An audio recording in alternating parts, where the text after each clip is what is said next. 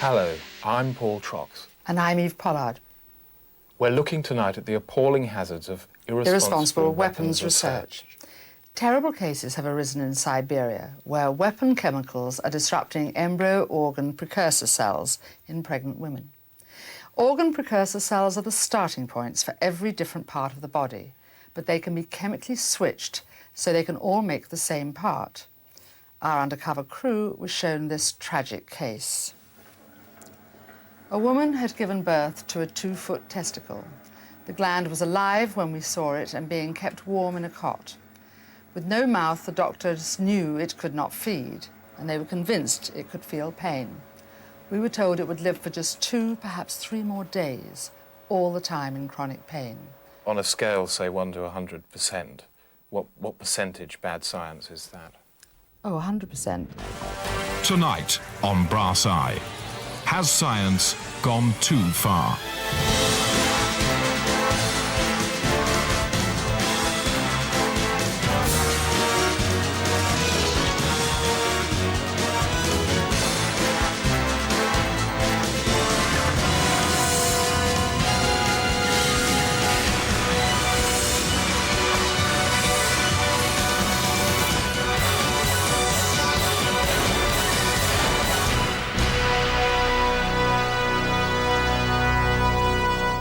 Tonight, science in the dock. Science, you are accused of going too far, of befouling, pollutement, and the intoxication of men's minds. Science has increased our understanding of suffering, but has it really helped? This recent experiment into quadriplegia produced results that disturb. We collected together a group of disabled people and placed various household objects around, some with quite tempting aromas. For example, we placed a cup of Bovril in front of one of them. What we found was that they would lunge secretly for the Bovril and quaff it. I think that they're not disabled at all. I think they're just incredibly lazy people. Innocent or guilty? Is it right for scientists to play with time? We got 2 mice to give birth to a second. When I looked over, the clock on the wall was... well, it was throwing up. There was a wonderful blue light everywhere. Everybody noticed it. And a sensation like a yawn going backwards inside you. In June this year, the same men isolated and blew up a fortnight. And I turned around and whack, I was 4 miles down the road, lying on my face next to a little tree that I hadn't been meant to be next to for about 2 weeks. But does science take responsibility? Anything that went on in that fortnight or went on out of it, depending on how you look at it, was that fortnight's fault, not ours. It was simply a bad fortnight. Innocent or guilty? So is it any wonder people are afraid of technology? Technology! And when science is on sale, it may be helping us, but what about our children? Hi, I'm Accelerator Jen Gold, and I'd like to tell you about the most effective weight loss system in pregnancy. The figure apocalypse that is pregnancy is a female tragedy that has at last been conquered by one man, Dr. Balb Kubraks. Balb. That's right. Look at this little guy. He's using my gynesium womb implant to exercise so his mom loses weight. Activity rate is maintained with chemical stimulants and mechanical prods. He can be made to flex up to 30 times a second. But gynesium babies are often born snapped. It is the fetal exerciser that helps Junior. Tonight, science is on trial. Will it be found innocent or guilty? Innocent or guilty? Innocent or guilty? Innocent or guilty? Look, leave me alone. I'm trying to work it out, all right?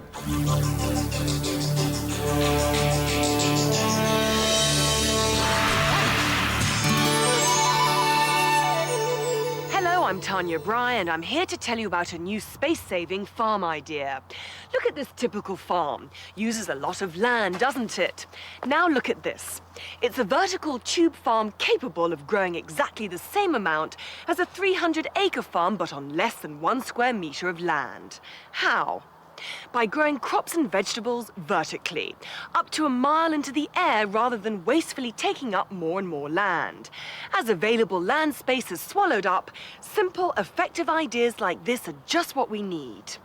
Of course, some people say it would be vulnerable in a strong wind, but for goodness sake, who's to say there's going to be a strong wind? Vertical farms, good science at work.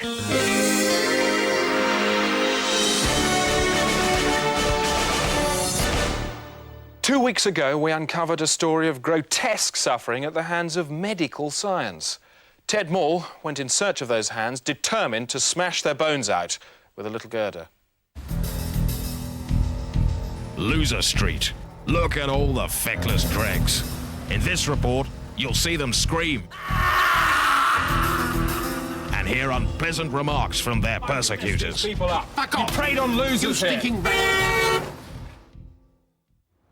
A London alley, a body, looks dead, but it isn't. It just wishes it was. I took as many painkillers as I possibly could, but in the end it was actually better to fight pain with pain. I tried to kill myself with a lawnmower. What happened to these people sounds like something from the X-Files. I was paid £500 to have a limb grafted on my body. Only this is real and touches you in a way that voguish fiction wouldn't begin to understand. These aren't isolated cases. In the last year, numbers rose dramatically. Conservative estimates said 1,500.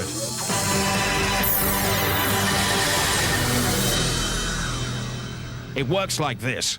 You lose your money, you reply to one of these ads, and are persuaded to sell your body to grow extra organs cheaply for transplant clinics. The deal that I specifically struck was to grow 150 lips on my chest.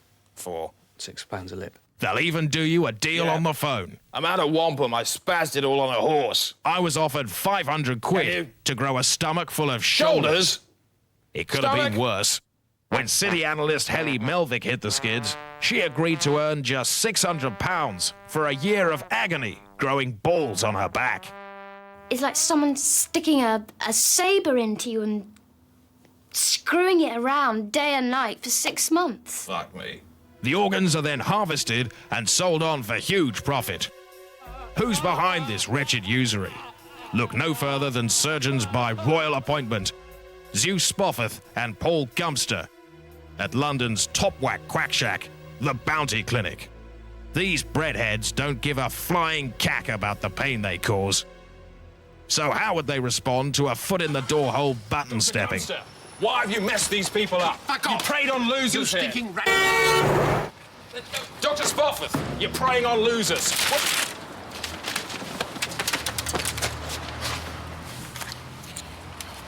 Yes, the personal organizer revealed a chain of rich clients for organs and limbs.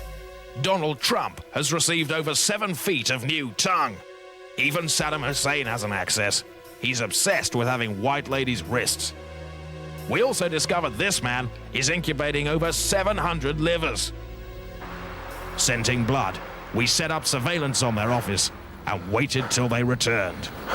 I've just monkeyed my way up the back of the building, and I'm going to smash my way through the window. Back here, you fucking louse! You've got no right to be here, I've got a question for you. What are you going to do about the people whose lives you've pulled apart? What are you going to say to them? You're on camera. There's a camera here and one here. Yes. Oh, yeah. What's your excuse? Was it just the money? Was it just the money? Was it just the money? Come on.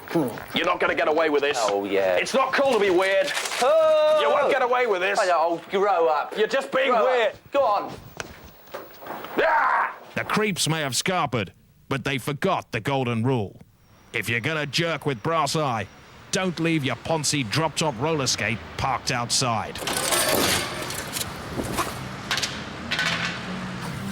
What's for pudding? Disturbing developments in embryo research. Let's just have a look at this, right? Normal-looking crab, pregnant with a human fetus. What is the point of doing that? What is the argument for it? I don't know, it's to do with in vitro fertilization or how you can cultivate fetuses outside the womb because a crab has a certain circulatory system that can feed it. Yeah, but the only thing is so much of the improvements in modern society have been brought about by experiments on animals. The health is so much better. That is outrageous. Of course it is. No, I mean, look, hey, I mean, we're saying, you know... No. Right or wrong for that? No, wrong for that. When we actually asked the scientist who was responsible for that, I mean, I said, you know, why are you doing that? And his reaction was pretty much kind of, and what do you do when somebody does that? I know. I mean, you know, and that's the way people are. I know.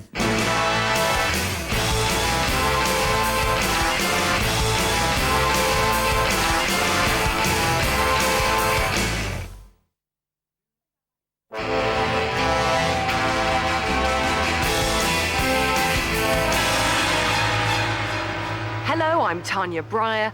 This time, I'm afraid, with some unpleasant truths. Look at the sky. Doesn't look like it's full of problems, does it? But I've worked in weather and I know that it is. I'm not talking about ozone here. I'm talking about clouds, because cloud damage is dramatically on the increase.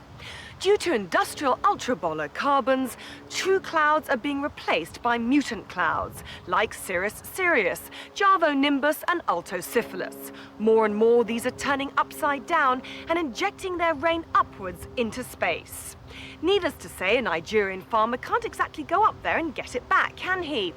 Tragically, if the water does fall downwards, it can turn into triple water, which separates it into gases as it lands, blasting trees out of the ground and killing monkeys. Perhaps the most disturbing effect is the disruption of rivers. This is footage of the river Euphrates flowing backwards. It looks like it's flowing forwards, but only because we've reversed the film. Heavy water deeply confuses river flow systems. Just last month, 2 rivers got completely lost and were found wandering uselessly about the southern oceans. Sadly, bad clouds equals bad science. So how far has the blight of bad science spread? According to the latest scandal, even as far as science classics like the Apollo moon landing.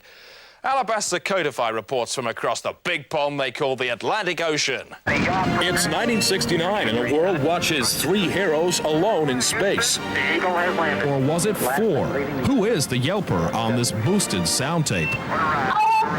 The 0836 whimper was originally explained as atmospheric retching, but shocking new evidence suggests the sound was made by this man, Peacecap Johnson, a sub-mental who died last week at the asylum where he lived for the last 27 years. It's claimed a box of letters found under his bed, many from Buzz Aldrin, prove that Johnson was the 4th man on 11.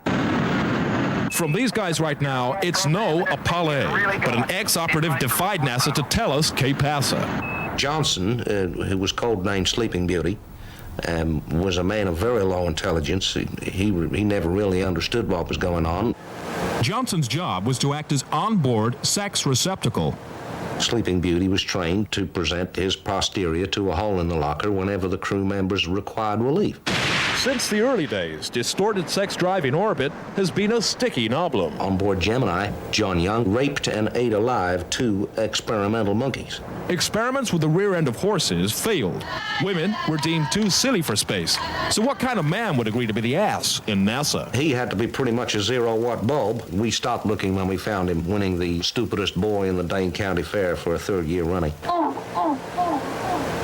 The 0836 whimper is Johnson's giant squeak for mankind at the hands of a frustrated Collins. He took out his frustration on Johnson. And it's what psychiatrists would call a bully ramming. By contrast, Aldrin used Johnson gently, and they forged a bond that saved Johnson's life. Lose beauty, repeat, lose beauty. When Houston required Johnson to be ejected into space, Aldrin refused. 11, it is imperative beauty is lost. I repeat, Houston, you can't do that. Once down, Johnson was whisked to a shut-up-and-eat home, where his daffy moon talk seemed like any other booby babble. I hope Buzz can come back and clean my dirty with his silky fish. The astronauts are now in hiding and will only issue statements through an animal. But Aldrin's letters make that testimony irrelevant. They abound with muted references to sex acts written in a plaintive tone that suggests a still-present yearning. This is Alabaster Codify for 10 and Brass Eye on the new buzz about Buzz, the Bum Buzzard. Did he fly in a rocket or fly up a socket?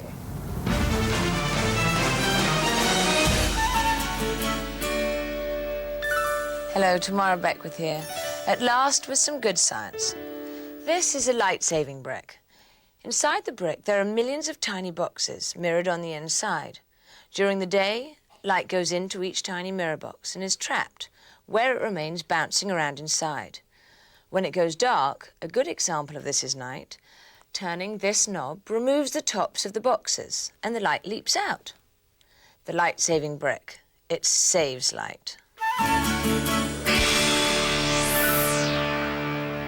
What can be done to keep bad science at bay? All too often it's left to the little people. Austin Tasseltine reports. The little people really don't come much littler than this. They're called Gafafwisp, and they've launched this campaign against the global evil of heavy electricity. Hello, I'm Richard Bryars. I want to tell you about Gafafwisp and heavy electricity. Gafafwisp is the global consortium for a first-world initiative on scientific practice. Self-explanatory, really. Heavy electricity, now that's a bit trickier. It's caused by particle accelerators sending huge jolts of power into domestic power lines. These knock the electricity back into its wild state, which is much heavier due to flattened electrons. The devastating result is that huge masses of heavy electricity start randomly falling out of wires and crashing onto anything below. This gives you some idea. Basically, it's like being hit by a ton of invisible lead soup. In the Sri Lankan village of Upaveli, inhabitants are suffering heavy electricity attacks even as I speak. Can we stand around and eat pies while they're being flattened like flies, swatted by the tail of a mad, invisible horse? Of course not. You, me, and Gafafwisp must contact the Sri Lankan embassy now and let them know just how shoddy this all is. If you're in any doubt, just shut your eyes and imagine a child you know being hit on the head by a ton of invisible lead soup. What's invisible lead soup? Non-scientific contributors were sure to check all the facts Wobbly matter, is that what they call it? before ramming home the dreadful urgency. Heavy electricity is regularly flattening cattle in Sri Lanka. Afterwards, the poor beasts look like giant fur-covered slugs thrashing about on their backs and made of what scientists call wobbly matter. I won't go into it here, but basically it's caused by sodomized electrons which rush to the cow's head end. Now, just apply that to a young girl human. Well, it's an appalling thought, isn't it? Geeta is 15 years old, and now because of heavy electricity, she's only 8 inches tall. Now, just imagine that. She can't speak, but she must feel quite dreadful. 15 years old, and only, what, this tall. Sometimes pure physical aggression was the only way. Let me show you what's going on. Here is Upaveli, villages and animals, many small children. Think how soft they are. No exoskeleton, no horny old skin like the village elders. And here is the particle accelerator, firing out huge irresponsible jolts of power. The heavy electricity can wreak its ghastly havoc at any minute. Raining down tons of invisible lead soup, but lead soup that can bounce destructively around like a hellish Powerball. So, more accurately, it's a cross between a ton of lead soup and a Powerball, smashing animals, for example. Smashing people. That could be your mother. All because these bloody idiots aren't doing their job properly. So what's to be done? Write to the Sri Lankan embassy, expressing your acute displeasure. Ask them how they'd feel having their brain mashed by invisible lead soup. All you have to do is just take a pen and sign it. Yours sincerely, Stephen Burkoff. Explaining the problem is one thing. Knowing what to do is quite another. Luckily, Gafafwisp had expert advice. Richard Branson has sent out these plugs with his beaming face on them that are being used locally, which can help to a degree. And there's a man with this very huge hammer who's banging away on the pipes, trying to relieve some of the pressure going out on the grid. It's called percussive counter-induction, and he's already held back a massive wall of heavy electricity for about an hour, allowing some children and 6 pigs to escape. You could do that, for God's sake. The squash people of Upaveli are more important than the inconvenience of you banging a hammer for a couple of days over in Sri Lanka. Public broadcasts always help. We're doing this very special video about heavy electricity. And with backing from shock jock Caesar the Geezer, failure for Gafafwisp looked absolutely impossible. Hello, my name is Caesar. The sad truth about heavy electricity is that people in power and in government are too afraid to rock the boat when it comes to helping people and helping certain situations. I say to that, bollocks. It's about time somebody got off their fat arse and did something about it. Do you know, they actually say to me that there is no such thing as heavy electricity, that electricity couldn't possibly fall out of wires. What a load of old crap. And what is even more annoying is that they say that Gafafwisp is a made-up name. It's a fabulous organisation. Do you realise that if heavy electricity falls from these headphones, not only would it blow my head off, but it would cut me completely in half?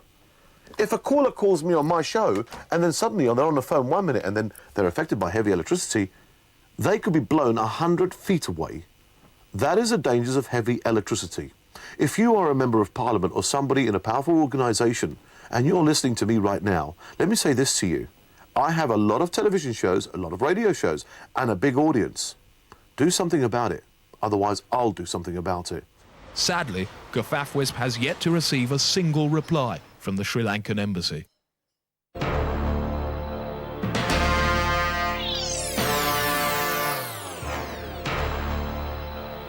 So what is the verdict on science? Please stand. What is the verdict? I'm afraid there is no verdict because all the jury have died of pollution. Oh, once happy bauble, twisting on the bliss twig of ignoramy, you were suddenly plunged into the brain-tanglia of rude math, and with what shocking results? Has the Earth been reduced to an odious space gland? Is this what we've done to ourselves? Good Christ, I hope not.